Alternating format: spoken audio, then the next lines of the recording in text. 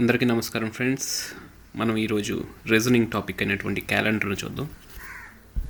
ఈ టాపిక్ చాలా ఎగ్జామ్స్లో ఇస్తూ ఉంటాడు. ఏపీపీఎస్సి, టీఎస్పీఎస్సి, సిశాట్, ఆర్ఆర్బి, ఇంకా ఎస్ఎస్సిలో కూడా ఇస్తూ ఉంటాడు. సో ఎన్ని ఎగ్జామ్స్లో వచ్చినా కానీ బేసిక్ టాపిక్ అనేది సేమ్ అనమాట. సో మనం ఈరోజు ఈ క్యాలెండర్లోని ఉన్న ట్రిక్స్ అన్ని నేర్చుకుంటాం. అంటే ఒకే వీడియోలో చేయను, లెంత్ ఎక్కువ అయిపోతుందని ఒకదాని తర్వాత ఒకటి చేస్తాను. ఇందులో భాగంగా మనం చాలా మోడల్స్ ఉన్నాయి. ఎగ్జామ్స్లో కూడా ఈ మధ్య ఏపీపీఎస్సీలో రెగ్యులర్గా అడిగే క్వశ్చన్స్ ఉన్నాయి. సేమ్ క్యాలెండర్ ఇయర్ ఏంటి, సేమ్ క్యాలెండర్ మంత్ ఏంటి, ఒక డేట్ ఇచ్చేసి అది ఏ డేనో చెప్పమంటాడు. ఉదాహరణకి August 15, 1947, అది ఫ్రైడేనా సాటర్డేనా, ఈ రకంగా క్వశ్చన్స్ ఇస్తాడు. ఉదాహరణకి August 15, 1947 సండే అయితే 1st January 2025 ఏ డే, ఇలాంటి మోడల్ క్వశ్చన్స్ ఇస్తూ ఉంటాడు. అదే రకంగా ఒక డేట్ ఇచ్చేసేసి ఉదాహరణకి January 1st, 2025 ఫ్రైడే, అలాగే January 1st, 2026 ఇయర్, లేకపోతే February 2nd, 2025, అంటే 1 year గ్యాప్తో ఇచ్చేస్తూ ఉంటాడు అనమాట క్వశ్చన్స్. ర్యాండమ్ ఇయర్ ఇస్తాడు, 1 year గ్యాప్తో ఇస్తాడు, అలాగే సేమ్ క్యాలెండర్ మంత్ ఇస్తాడు, అలాగే ఎన్ని ఆడ్ డేస్ ఉన్నాయి. ఉదాహరణకి 58 డేస్లో ఎన్ని ఆడ్ డేస్ ఉన్నాయి, లేకపోతే ఈరోజు ఫ్రైడే అయితే 200 డేస్ తర్వాత ఏ డే వస్తుంది, లేకపోతే 200th డే ఏది, ఇలాంటి క్వశ్చన్స్ అడుగుతూ ఉంటాడు. సో ఇవన్నీ కూడా మనం ట్రిక్స్తోనూ ఈజీగా నేర్చుకుందాం అనమాట. ఇందులో ముఖ్యంగా బేసిక్ టాపిక్ అయినటువంటి బేసిక్స్ నుంచి చూద్దాం. కాబట్టి ఈరోజు అసలు ఈ ఒక ఇయర్ లీప్ ఇయర్ కాదో ఎలా డిసైడ్ చేస్తారనేది తెలుసుకుందాం. సో అసలు లీప్ ఇయర్ అంటే ఏంటి? లీప్ ఇయర్లో మనకు ఆల్రెడీ తెలుసండి. లీప్ ఇయర్ అంటే ఎన్ని డేస్ ఉంటాయి? 366 డేస్ ఉంటాయి. నార్మల్ ఇయర్కి 365 డేస్ ఉంటాయి, లీప్ ఇయర్కి 366 డేస్ ఉంటాయి, అవునా?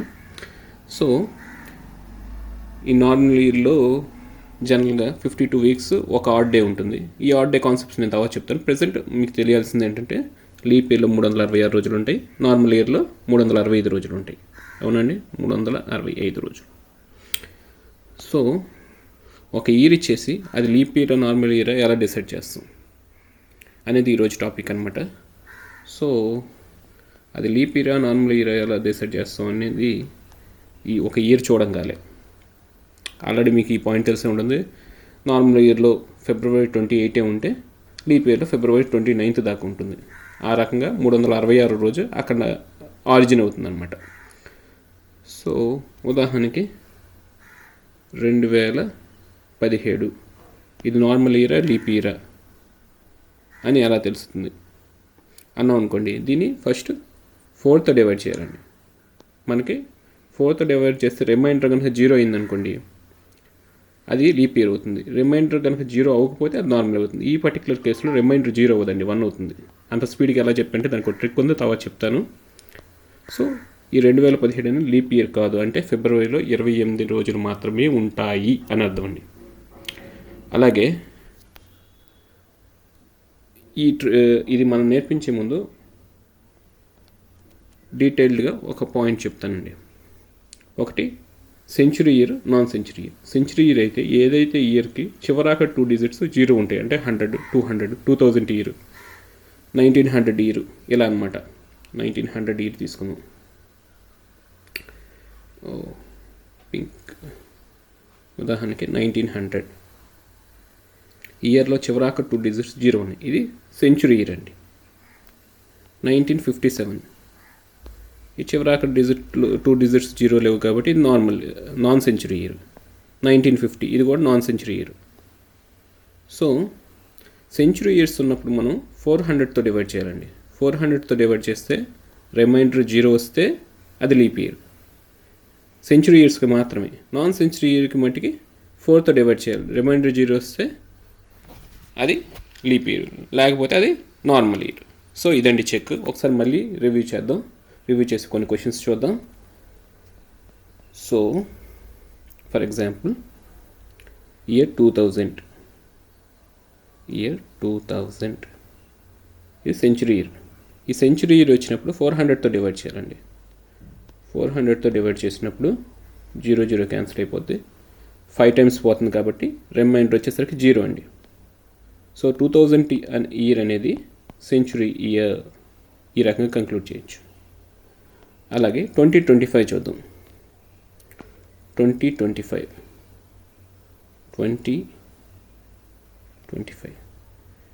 ఇది లీప్ ఇయరా కాదని డిసైడ్ చేయాలంటే ఏం చేయాలని చెప్పాను, 4తో డివైడ్ చేయాలి. 4తో డివైడ్ చేయాలంటే మీరు మాన్యువల్గా డివిజన్ చేసి శేషం లేదా రిమైండర్ 0 వచ్చిందో లేదో చెక్ చేయొచ్చు. కానీ మనకి 4 డివిజిబిలిటీ రూల్ అనే ట్రిక్ ఉందండి. చివరాక 2 డిజిట్స్ ఏదైతే ఉన్నాయో అవి 4 టేబుల్లో వస్తే, అది 4 టేబుల్లో కనుక వస్తే అది మొత్తం నెంబర్ కూడా డివిజిబుల్ అవుతుంది. ఇది 4 యొక్క divisibility rule. I hope you understand. ఇది 25 ఉంది. 25 అనేది 4 టేబుల్లో మనకు రాదు, 24 వస్తుంది. అవునా, 25 రాదు. సో దీని రిమైండర్కి మాత్రం 0 అవ్వదు. కాబట్టి ఇది 2025 అనేది నార్మల్ ఇయర్. 2024 అనేది లీప్ ఇయర్. ఎందుకు, చివరాక 2 డిజిట్స్ అనేది మనకు 24 టేబుల్లో వస్తుంది. కావాలంటే మీరు మొత్తం నెంబర్ని కూడా డివైడ్ చేసి చూసుకోవచ్చు. ఫర్ ఎగ్జాంపుల్ మొత్తం నెంబర్ 2024 అనేది చూద్దాం. 2024 ఈ నెంబర్ని డివైడ్ చేసి చూద్దామండి. 5 4s 20. 0 వచ్చింది, 2 దించుకున్నాం, మళ్ళీ దించుకునే బదులు 0 పెడతాం. 4 24. 6 4s 24. రిమైండర్ 0. సో ఇది ఒక డివిజిబిలిటీ రూల్ ట్రిక్ అండి. చివరాక 2 డిజిట్స్ 4 టేబుల్లో పోతుంటే మొత్తం నెంబర్ కూడా 4 టేబుల్లో డివిజిబుల్ అవుతుంది. అంటే రిమైండర్ 0 వస్తుంది. ఈ సింపుల్ ట్రిక్తో మనం ఎంతో టైంని సేవ్ చేసుకోవచ్చు. ఈ డివైస్ చేయాల్సిన పని పోతుందన్నమాట. ఓకేనా?